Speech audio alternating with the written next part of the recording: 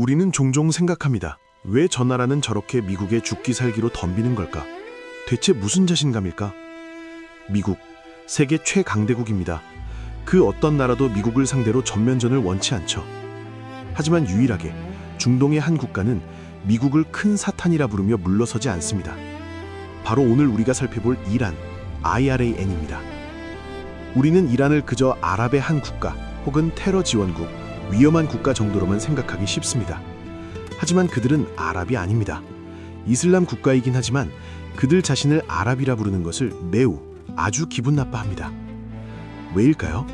이들의 역사를 알면 이란이 왜 미국과 그토록 대립하는지, 왜 그들이 지금의 지정학적 트러블 메이커가 되었는지 그 깊은 석사정을 이해할 수 있습니다. 오늘은 2500년 전 인류 최초의 거대 제국 페르시아에서부터 현재의 정치적 체스판까지 이란의 진짜 얼굴을 깊숙이 파헤쳐봅니다. 준비되셨나요? 여러분의 구독과 좋아요는 저희에게 큰 힘이 됩니다. 이야기의 시작은 기원전 6세기 지금의 이란 지역에서 일어난 페르시아 제국입니다. 그 중심에는 역사상 가장 위대한 왕 중 하나로 꼽히는 키루스 대왕이 있습니다. 키루스 대왕은 그저 힘으로만 세상을 정복한 게 아닙니다. 그의 통치 철학은 당시로서는 상상도 할 수 없을 만큼 파격적이었습니다.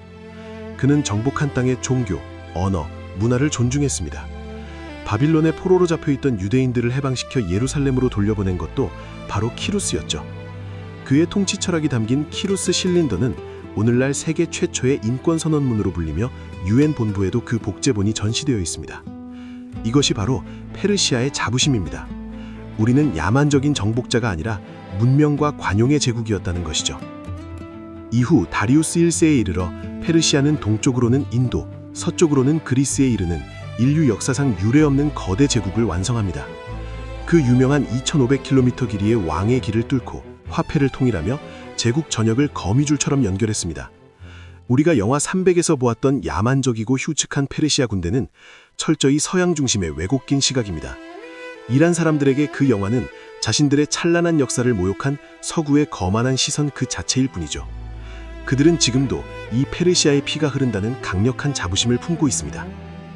하지만 이 찬란했던 제국에도 어둠이 찾아옵니다.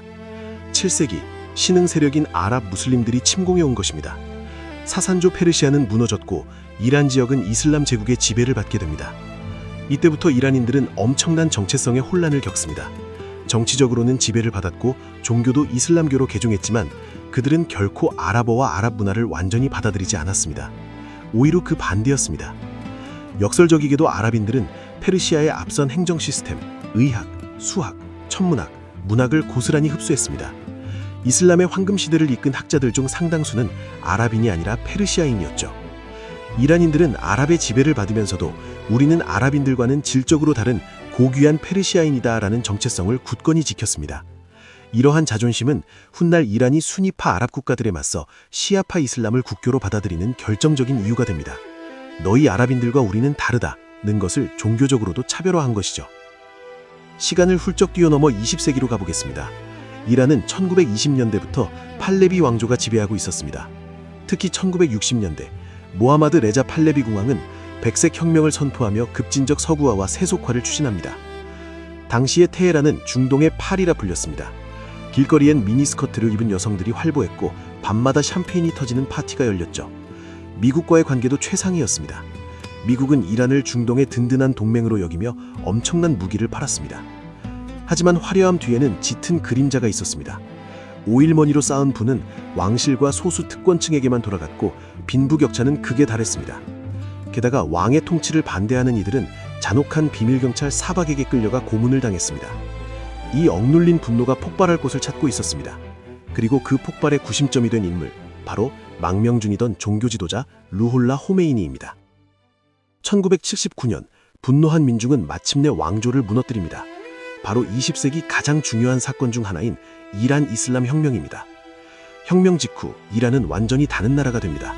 친미 성향의 세속 국가가 하루아침에 반미, 반서양 노선을 걷는 강력한 이슬람 공화국으로 찰바꾼 것입니다. 그 결정적 사건이 바로 미국 대사관 인질 사건입니다. 혁명 직후 이란의 급진 학생 시위대가 테헤란 주재 미국 대사관을 점거하고 52명의 미국 외교관을 444일 동안 옥류한 사건입니다. 이란인들에게 미국은 썩어 빠진 독재 정권을 배후에서 조종한 큰 사탄이었습니다. 이 사건은 두 나라의 관계를 돌아올 수 없는 강 건너편으로 밀어버렸고 미국인들의 놀이에 이란은 테러리스트의 나라로 깊게 각인되었습니다. 자, 다시 현재로 돌아옵니다. 현재 이란은 핵 개발 의혹으로 자십년째 강력한 국제 제재를 받고 있죠. 경제는 엉망이고 국민들은 고통받고 있죠. 그럼에도 왜 이란은 핵을 포기하지 않을까요? 이란의 눈으로 세상을 봅시다. 이란은 1980년대 주변 아랍 국가들의 지원을 받은 이라크, 사담 후세인과 피비린내 나는 8년 전쟁을 치렀습니다. 아무도 이란을 돕지 않았죠. 게다가 이란은 미국의 공격으로 무너지는 주변 정권들인 이라크 사담 후세인, 리비아 카다피 등을 똑똑히 지켜봤습니다. 이란에게 핵은 단순한 무기가 아닙니다. 그것은 미국의 공격으로부터 정권을 보호할 수 있는 유일한 생명줄이라는 강박 같은 믿음입니다. 이란은 핵을 포기하면 우리도 사담 후세인처럼 될 것이다 라는 공포에 사로잡혀 있는 것입니다.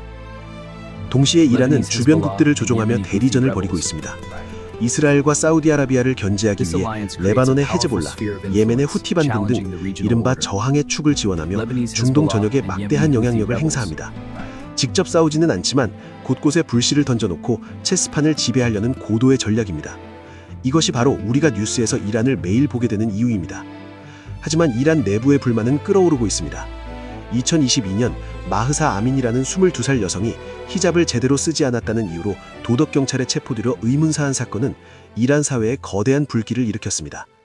현재 이란의 젊은 세대는 1979년 혁명을 겪지 않은 세대입니다. 그들은 경제 제재의 고통 속에서 억압적인 종교 통치를 거부하고 자유를 외치고 있습니다. 이란 정부는 강력한 시위 진압으로 정권을 유지하고 있지만 2500년 전 키루스 대왕이 꿈꾸던 관용의 제국은 어디로 갔는지 묻지 않을 수 없습니다. 이란, 그들은 아랍에 정복당하고 몽골에 짓밟히고 서구 제국주의에 농락당했음에도 결코 자신들의 정체성을 버리지 않은 독특한 국가입니다. 그들은 단순히 미치광이 테러 지원국이 아니라 생존을 위해 발버둥치는 2500년 역사의 노련한 제국입니다.